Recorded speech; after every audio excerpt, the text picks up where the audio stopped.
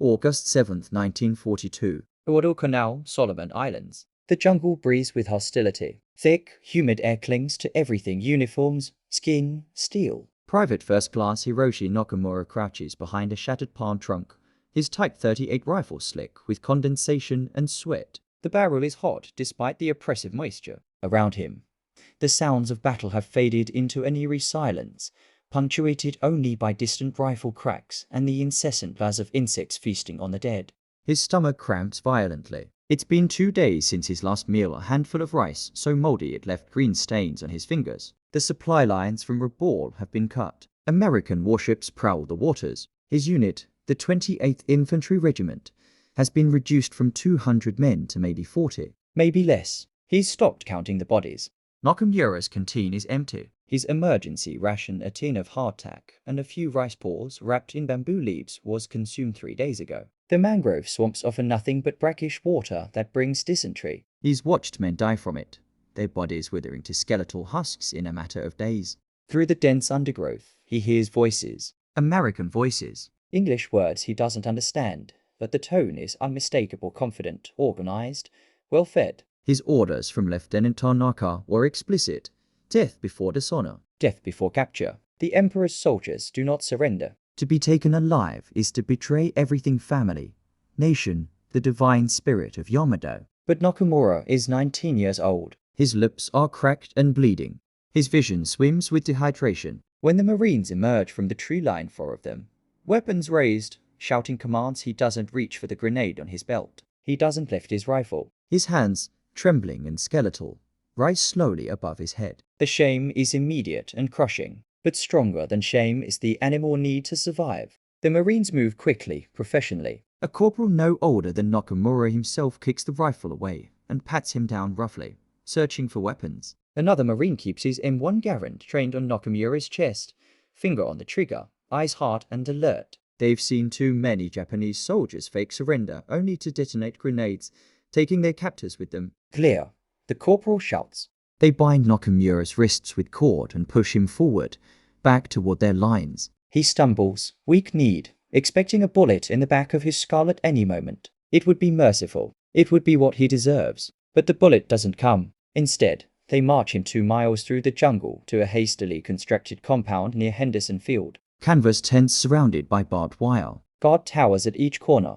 Perhaps a dozen other Japanese soldiers sit in the dirt, heads bowed, unwilling to meet each other's eyes. Each face carries the same expression, hollow shame mixed with profound disbelief that they're still breathing. A medical corpsman approaches, a Red Cross armband on his sleeve. Nakamura flinches, expecting torture, but the American simply checks his pulse, examines his cracked lips, and hands him a canteen. Real water. Clean water.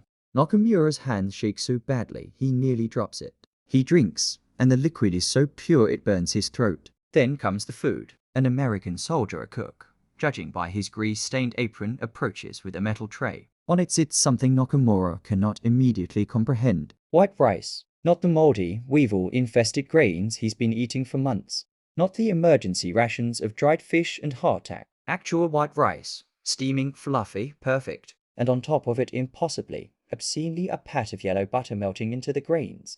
And beside it, a small tin cup of what appears to be strawberry jam. Nakamura stares at it as if it's a hallucination brought on by starvation. The cook gestures. Eat. Nakamura's hands hover over the tray. His mind cannot reconcile what he's seeing with everything he's been told, everything he believed. For 18 months of military service, his commanders drilled a singular narrative into his consciousness. Americans are devils, barbaric, cruel, without honor. They torture prisoners. They desecrate the dead. They are animals who must be destroyed at any cost. Yet here, in his trembling hands, is rice prepared with a care that exceeds anything he received even in basic training at Hiroshima. The butter, real dairy butter. A luxury he hasn't seen since leaving Japan, pulls golden in the white grains. The jam glistens red and sweet smelling. He takes the first bite. The taste explodes across his atrophied taste buds. The richness of the butter.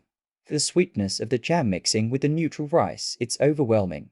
His body, starved for calories and fat, responds immediately. Saliva floods his mouth. His stomach cramps with sudden, desperate hunger. He eats faster, scooping the rice with his fingers, no longer caring about dignity or appearance. Beside him, Another prisoner, Corporal Kenji Yamada, captured 3 days earlier, eats with the same desperate intensity. Their eyes meet briefly, and in that glance passes an entire conversation of confusion and shame.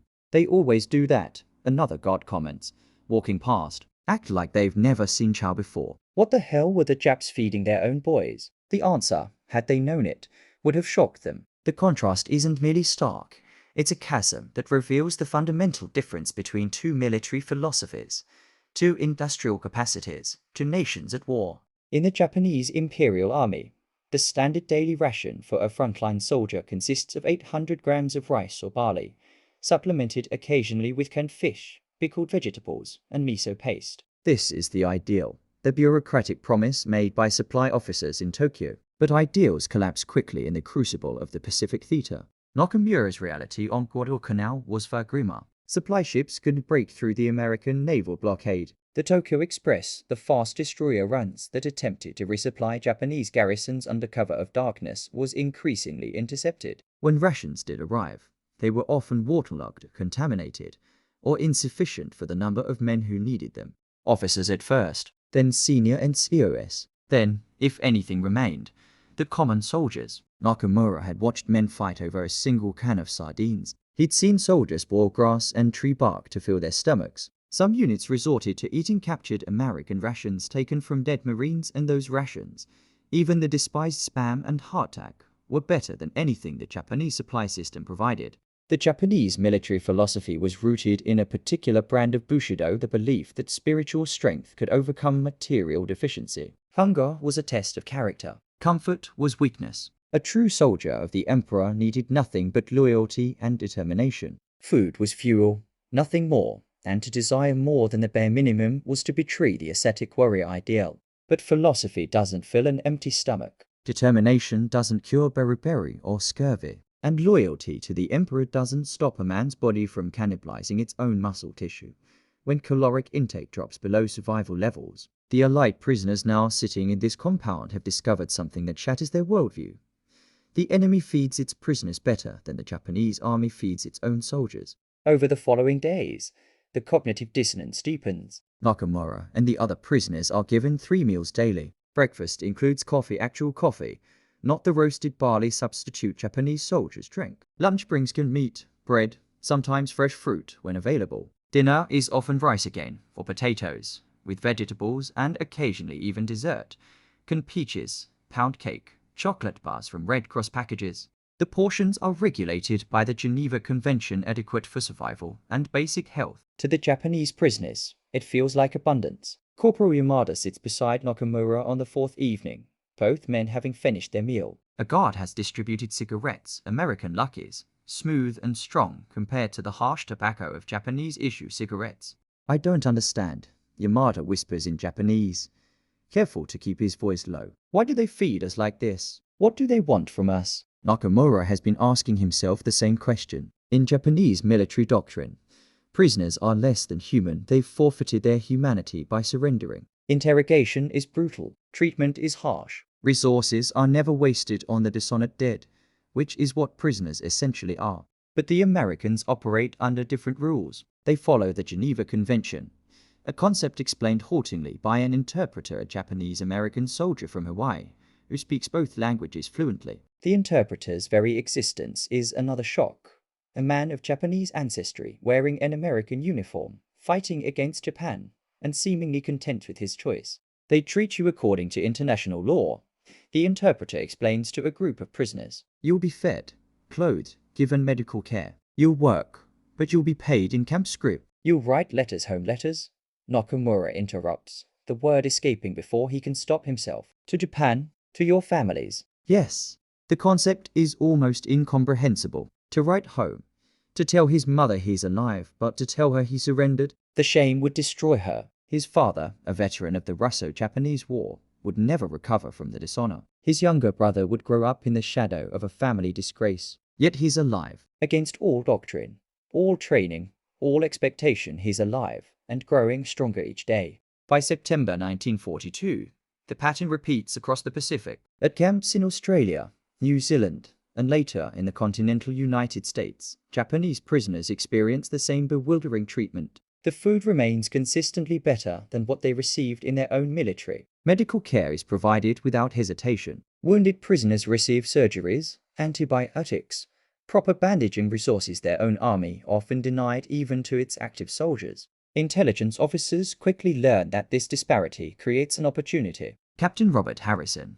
an Army intelligence specialist fluent in Japanese, sits across from Nakamura in a small interrogation tent. Between them is a table bearing 2 real tea, hot and properly brewed, and a plate of cookies. "I'm not here to hurt you," Harrison says in careful Japanese. "I want to understand your experience. What were conditions like before your capture?" Nakamura remains silent initially, staring at his hands. The shame of cooperation warring with the undeniable reality.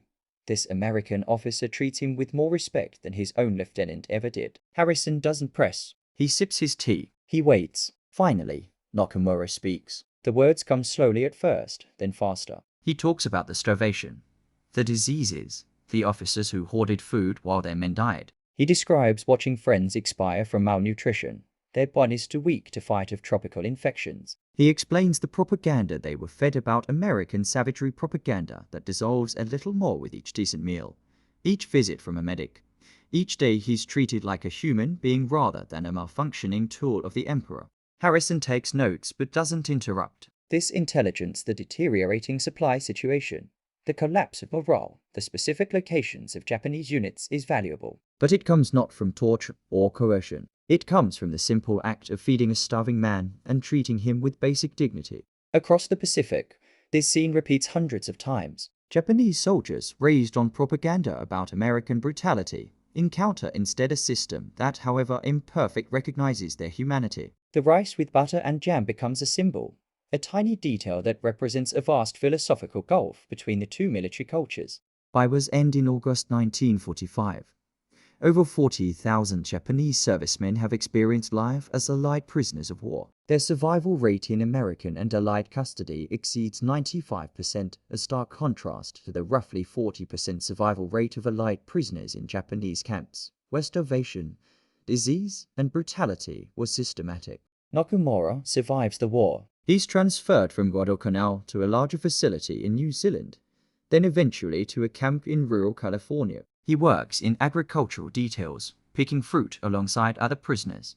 He's paid in scrip. He gains back the weight he lost and more. He learns basic English. He watches American movies shown in the camp recreation hall westerns and comedies that portray a nation utterly unlike the demonic caricature he'd been taught to hate. When Japan surrenders in September 1945, the prisoners gather around radios to hear the emperor's voice for the first time, that thin, reedy tone announcing the unthinkable. Some prisoners weep, others sit in stunned silence. A few attempt suicide, unable to bear the dishonor of their nation's defeat combined with their own survival. But most, like Nakamura, simply feel relief. The war is over, they've survived. And survival, they've learned, is not the shameful thing their training insisted it was. The repatriation process takes months. In January 1946, Nakamura boards a ship bound for Yokohama. He carries with him a small collection of possessions. Photographs of the American landscapes he worked in, a few letters he was allowed to write but never sent, and memories that will haunt and confuse him for the rest of his life. When he finally returns to his village outside Hiroshima, miraculously untouched by the atomic bomb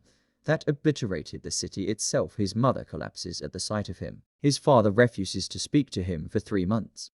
His younger brother has been killed in the Philippines. The shame of surrender hangs over Nakamura like a shroud. But late at night, alone with his thoughts, he remembers the rice with butter and jam. He remembers the American medic who treated his dysentery without cruelty. He remembers the Marine Guard who shared cigarettes and showed him photographs of his own family back in Iowa. He remembers that the enemy he was taught to hate treated him better than his own officers ever had. These memories don't erase the war's trauma. They don't eliminate the shame his culture imposed on surrender, but they complicate the narrative, introduced out into the certainty of propaganda. And for thousands of Japanese veterans like Nakamura, they pose an uncomfortable question that will echo through the decades of Japan's post-war transformation.